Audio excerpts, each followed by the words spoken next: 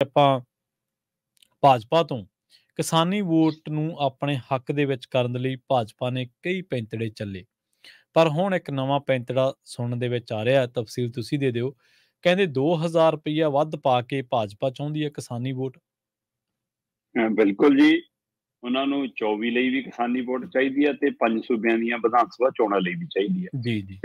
ਤੇ ਇਹਨਾਂ 5 ਸੂਬਿਆਂ ਦੀਆਂ ਵਿਧਾਨ ਸਭਾ ਚੋਣਾਂ ਨੂੰ ਧਿਆਨ 'ਚ ਰੱਖਦਿਆਂ ਭਾਜਪਾ ਨੇ ਅੰਦਰ ਖਾਤੇ ਇੱਕ ਨੀਤੀ ਤਿਆਰ ਕੀਤੀ ਆ ਕਿ ਆਪਾਂ ਕਿਉਂ ਨਾ ਕੈਬਨਿਟ 'ਚ ਪਾਸ ਕਰੀਏ ਤੇ ਕਿਸਾਨਾਂ ਨੂੰ ਜਿਹੜਾ ਸਨਮਾਨ ਨਿਧੀ ਸਾਲ ਦਾ 6,000 ਰੁਪਈਆ ਦੇ ਕੇ ਇਹ ਕਹਿੰਦੇ ਨੇ ਕਿ ਅਸੀਂ ਕਿਸਾਨਾਂ ਦਾ ਬੜੀ ਮਤਲਬ ਕਿ ਸਹਾਇਤਾ ਕਰਤੀ ਹੈ ਨਾ। ਹਾਂਜੀ। ਤੇ ਉਹ 6,000 'ਚ 2,000 ਦਾ ਵਾਧਾ ਕਰਨਾ ਫਿਰਦੇ ਨੇ ਕਿ ਹੁਣ ਸਾਲ ਦਾ 6,000 ਦੀ ਬਜਾਏ 8,000 ਦੇ ਦਿਆ ਕਰੀਏ ਤੇ ਇਹਦੇ ਨਾਲ ਅਸੀਂ ਵੋਟ ਖਰੀਦ ਲਈਏ। ਮਤਲਬ 2,000 ਰੁਪਈਆ ਵੱਧ ਪਾ ਕੇ ਕਿਸਾਨੀ ਵੋਟ ਖਰੀਦਣ ਦੀ ਕਵਾਇਦ ਹੈ।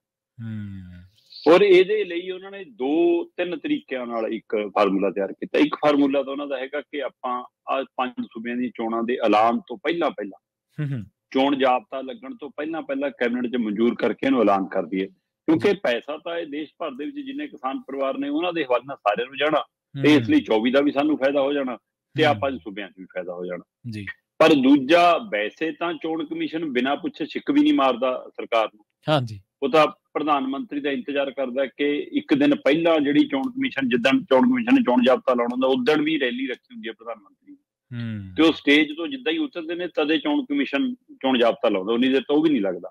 ਸੋ ਇਸ ਲਈ ਵੈਸੇ ਤਾਂ ਪੁੱਛ ਕੇ ਹੀ ਲੱਗਦਾ, ਪਰ ਫਿਰ ਵੀ ਇਹ ਮੰਨਿਆ ਜਾ ਰਿਹਾ ਕਿ ਇਹ ਵੀ ਪੈਰਲਲ ਰੱਖਿਆ ਗਿਆ ਕਿ ਜੇਕਰ ਖੁਦਾ ਨਾ ਖਾਸਤਾ ਕਿਸੇ ਕਾਰਨ ਕੈਬਨਿਟ ਦੀ ਬੈਠਕ ਪਹਿਲਾਂ ਨਾ ਬੁਲਾਈ ਜਾ ਸਕੇ ਔਰ ਉਧਰ ਚੋਣ ਜਾਬਤਾ ਲੱਗ ਜਾਵੇ, ਫੇਰ ਕਹਿੰਦੇ ਕਿ ਆਪਾਂ ਬਾਅਦ ਚੋਂ ਕੈਬਨਿਟ ਦੀ ਬੈਠਕ ਬੁਲਾ ਕੇ ਇਹਨੂੰ ਲਾਗੂ ਕਰ ਦਈਏ।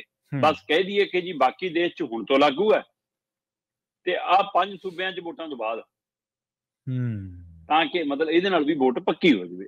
ਹੁਣ ਪ੍ਰਵੀਨ ਜੀ, ਸਥਿਤੀ ਇਹ ਹੈ ਕਿ ਦੇਸ਼ ਦੇ ਵਿੱਚ ਇਸ ਮੌਕੇ ਮਤਲਬ ਕਿ 8.51 ਕਰੋੜ ਕਿਸਾਨ ਪਰਿਵਾਰ ਨੇ ਜੀ। ਮਤਲਬ 8 ਕਰੋੜ 51 ਲੱਖ ਕਿਸਾਨ ਪਰਿਵਾਰਾਂ ਦੇ ਖਾਤਿਆਂ 'ਚ ਹੈ ਨਾ 2-2 ਹਜ਼ਾਰ ਦੀਆਂ ਸਾਲ ਦੀਆਂ 3 ਕਿਸ਼ਤਾਂ 6,000 ਜਾਂਦਾ। ਇਹ ਕਵਾਇਦ 24 ਫਰਵਰੀ 2019 ਨੂੰ ਸ਼ੁਰੂ ਹੋਈ ਸੀ। ਠੀਕ ਹੈ। ਸਰਕਾਰ ਦੀ ਇਹ ਯੋਜਨਾ 24 ਫਰਵਰੀ 2019 ਨੂੰ ਸ਼ੁਰੂ ਹੋਈ ਸੀ। ਉਸ ਵਕਤ ਤੋਂ 3 ਕਿਸ਼ਤਾਂ ਦੇ ਰੂਪ 'ਚ 6,000 ਰੁਪਏ ਮਿਲਣਾ ਸ਼ੁਰੂ ਹੋਇਆ ਤੇ ਉਸ ਵਕਤ ਇਹ ਜਿਹੜੀ ਰਾਸ਼ੀ ਸੀਗੀ 2019-20 ਦੇ ਵਿੱਚ ਜਿਹੜੀ ਮਿਲੀ ਉਹ 9 ਕਰੋੜ ਤੋਂ ਵੱਧ ਕਿਸਾਨ ਪਰਿਵਾਰਾਂ ਨੂੰ ਮਿਲੀ ਦੇਸ਼ ਦੇ ਵਿੱਚ। ਤੇ ਫਿਰ ਇਹ 2020 ਤੇ 2021 ਦੇ ਵਿੱਚ ਵੱਧ ਕੇ 10 ਕਰੋੜ ਤੋਂ ਉੱਪਰ ਚਲੀ ਗਈ। 10 ਕਰੋੜ ਤੋਂ ਵੱਧ ਪਰਿਵਾਰਾਂ ਨੂੰ ਮਿਲੀ ਤੇ 2021-22 ਚ ਇਹ ਅੰਕੜਾ ਵੱਧ ਕੇ 11 ਕਰੋੜ ਤੋਂ ਉੱਪਰ ਹੋ ਗਿਆ, ਕਿਉਂਕਿ ਸ਼ੁਰੂ ਦੇ ਵਿੱਚ ਜਿਹੜੇ ਪਰਿਵਾਰਾਂ ਨੂੰ ਨਹੀਂ ਪਤਾ ਸੀ, ਨਹੀਂ ਉਹ ਦਾਖਲ ਹੋ ਸਕੇ ਦੇ ਵਿੱਚ ਸਮੇਂ ਦੇ ਹਾਣ ਨਾਲ ਉਹ ਦਾਖਲ ਹੁੰਦੇ ਗਏ ਜਾਂ ਕੁਝ ਲੀਡਰਾਂ ਦੇ ਕਹਿਆਂ ਤੇ ਜਾਂ ਦੱਸਣ ਤੇ ਪਿੰਡ ਪੱਧਰ ਤੇ ਜੋ ਵੀ ਹੈ ਉਹ ਸਾਰਾ ਕੁਝ ਇਹ ਗਿਣਤੀ 11 ਕਰੋੜ ਤੱਕ ਪਹੁੰਚ ਗਈ। ਤੇ ਫਿਰ ਸਰਕਾਰ ਨੂੰ ਲੱਗਿਆ ਕਿ ਅਸੀਂ ਪ੍ਰਚਾਰ ਵੱਧ ਕਰਨਾ ਸੀ, ਪੈਸੇ ਥੋੜਾ ਵੱਧ ਵੰਡਣੇ ਸੀ। ਫਿਰ ਸਰਕਾਰ ਨੇ ਸ਼ਾਂਤੀ ਸ਼ੁਰੂ ਕੀਤੀ ਕਿ ਨਾ ਜੀ ਇਹ ਤਾਂ ਤੁਹਾਡੇ ਪਿਓ ਦੇ ਨਾਂ ਤੇ ਬੋਲਦੀ ਹੈ ਜੀ, ਜ਼ਮੀਨ ਇੱਕੋ ਬੰਦੇ ਨੂੰ ਮਿਲੂਗੀ, 3 ਭਰਾ ਚਾਹੇ ਅੱਡੋ ਅੱਡ ਬਾਹਰ ਨੇ ਅੱਡੋ ਅੱਡ ਨਹੀਂ ਮਿਲੂਗੀ, ਲੜੀ ਜਾਓ ਆਪਣੇ ਘਰਾਂ 'ਚ, ਪੜਵਾਈ ਜਾਓ ਸਿਰ 2000 ਪਿੱਛੇ। ਮਤਲਬ ਆਪਣੇ ਕਿੰਨੇ ਹੀ ਸਾਂਝੇ ਖਾਤੇ ਐਂ ਚੱਲੀ ਜਾਂਦੇ ਨੇ ਪਰਿਵਾਰਾਂ ਦੇ ਅਜੇ ਵੀ। ਆਪਾਂ ਜ਼ਮੀਨਾਂ, ਆਪਣੇ ਲੋਕ ਜ਼ਮੀਨਾਂ ਵੰਡ ਲੈਂਦੇ ਆ ਕਿ ਬਾਈ ਆ ਬਾਹਰ ਵਾਲੇ ਖੂਹ ਵਾਲੀ ਤੇਰੀ, ਆ ਨਿਆਈ ਵਾਲੀ ਮੇਰੀ, ਹੈ ਨਾ, ਮੂੰਹ ਜਵਾਨੀ ਆਪਣੀ ਵੰਡ ਹੋਈ ਹੁੰਦੀ ਆ ਤੇ ਪਰ ਦਾਦਿਆਂ ਪੜਦਾਦਿਆਂ ਦੇ ਨਾਂ ਤੇ ਚੱਲੀ ਜਾਂਦਾ ਜੇ ਵੀ। ਸੋ ਜਾਂ ਭਰਾ, ਇੱਕ ਭਰਾ ਨੇ 2 ਭਰਾਵਾਂ ਨੇ ਵੰਡ ਲਈ ਪਰ ਇੱਕ ਭਰਾ ਦੇ ਨਾਂ ਤੇ ਉਹਦੇ ਚੱਲੀ ਜਾਂਦਾ, ਦੂਆ ਭਰਾ ਬਾਹਰ ਕਿ ਤੂੰ ਆਪਣੇ ਨਾਂ ਤੇ ਰੱਖ ਜਾ, ਕਾਗਜ਼ ਪੱਤਰ ਲੋਨ ਲੈਣਾ ਪੈਂਦਾ ਕਿਤੇ ਇਕੱਠਾ। ਸੋ ਉੱਥੇ ਪਰ ਉਹਨੂੰ ਕਹਿੰਦੇ ਨਾ ਜੀ ਜਿਹਦੇ ਨਾਂ ਤੇ ਜ਼ਮੀਨ ਬੋਲਦੀ ਆ ਸਿਰਫ ਉਸੇ ਦੇ ਨਾਂ ਤੇ ਆਊਗਾ। ਸੋ ਇਹ ਸਾਰੇ ਵਰਤਾਰੇ ਨੇ, ਇਹ ਗਿਣਤੀ ਜਿਹੜੀ 11 ਕਰੋੜ ਤੱਕ ਪਹੁੰਚ ਗਈ ਸੀ ਉਹ ਘਟ ਕੇ 10.60 ਕਰੋੜ ਤੇ ਆ ਗਈ ਜੀ।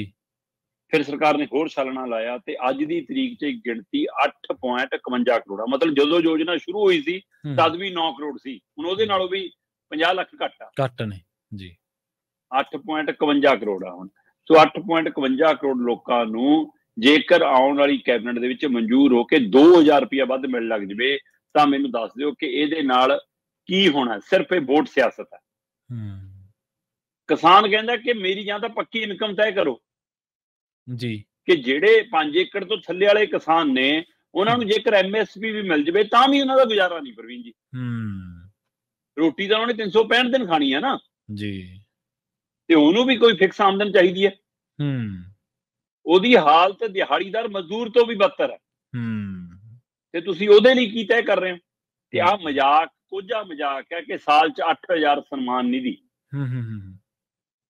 ਤੇ ਇਸ ਲਈ ਇਹ ਸਪਸ਼ਟ ਹੈ ਕਿ ਸਰਕਾਰ 2,000 ਰੁਪਇਆ ਵੱਧ ਪਾ ਕੇ ਵੋਟ ਖਰੀਦਣਾ ਚਾਹੁੰਦੀ ਹੈ। ਔਰ ਇਹਦੇ ਵਿੱਚ ਕੋਈ ਦੋਸ਼ ਰਾਏ ਨਹੀਂ ਗਈ ਕਿ ਸਭ ਤੋਂ ਵੱਧ ਯੂਪੀ 'ਚ, ਬਿਹਾਰ 'ਚ, ਹੈ ਨਾ, ਜਾਂ ਮੱਧ ਪ੍ਰਦੇਸ਼ 'ਚ, ਉੱਥੇ ਵੱਧ ਕਿਸਾਨਾਂ ਦੀ ਗਿਣਤੀ ਹੈ। ਇਸ ਲਈ ਮੈਨੂੰ ਲੱਗਦਾ ਕਿ ਉੱਥੇ ਦਾ ਗਰੀਬ ਕਿਸਾਨ ਸਾਨੂੰ ਏਦਾਂ ਵੋਟ ਪਾ ਸਕਦਾ।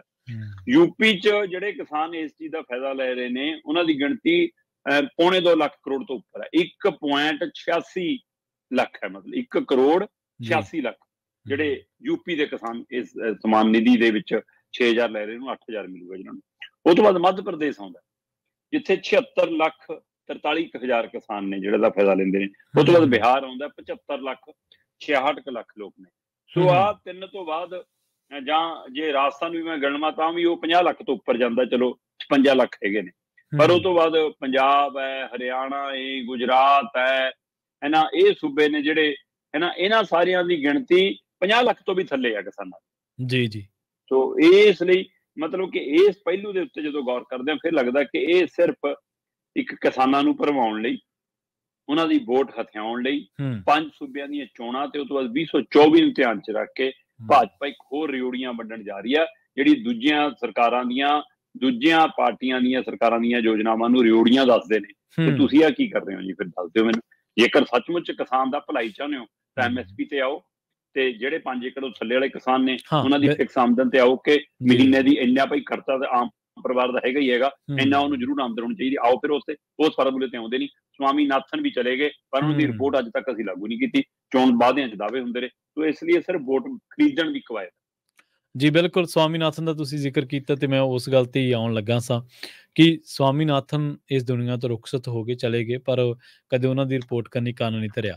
ਐਮਐਸਪੀ ਦਾ ਤੁਸੀਂ ਜ਼ਿਕਰ ਕੀਤਾ ਵਾਅਦਾ ਕਰਕੇ ਕਿ ਇਹ ਲਾਗੂ ਕਰਾਂਗੇ ਲਿਖਤੀ ਰੂਪ ਦੇ ਵਿੱਚ, ਹਾਲੇ ਤੱਕ ਉਹ ਚੀਜ਼ਾਂ ਲਾਗੂ ਨਹੀਂ ਹੋਈਆਂ। ਕਦੇ ਹਰਿਆਣੇ ਕਦੇ ਪੰਜਾਬ ਦੇ ਵਿੱਚ ਕਿਸਾਨ ਇਹਨਾਂ ਚੀਜ਼ਾਂ ਨੂੰ ਲੈ ਕੇ ਧਰਨੇ ਦਿੰਦੇ ਨੇ, ਰੋਸ ਮੁਜ਼ਾਹਰੇ ਕਰਦੇ ਨੇ।